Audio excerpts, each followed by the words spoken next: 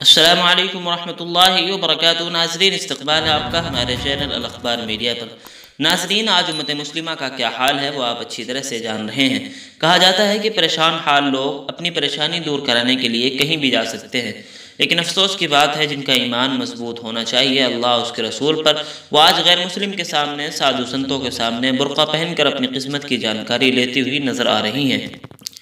یہ تصویر نظام آباد کے گورنمنٹ میڈیکل کالج کے سامنے طوطے سے فال کھولنے والے غیر مسلم سادھو کے پاس دو برقع پوش خواتین کو اپنی تقدیر کے بارے میں معلوم کرتے ہوئے دیکھا گیا ہے۔ افسوس کی بات ہے، اس طرح کی خبریں کوئی نئی نہیں ہیں، اب تو یہ سب عام بات ہو چکی ہے، لیکن یہ امت کے لیے لمحہ فکریہ ہے۔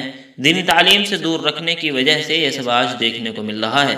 اس لیے ہماری آپ سبھی سے دردمندانہ درخواست ہے کہ کم از کم اپنی اولاد کو بقدر ضرورت دینی تعلیم ضرور دیں، ورنہ وہ کب اور کہاں دین سے انحراف اور ارتداد کا شکار ہو جائے کچھ کہا نہیں جا سکتا۔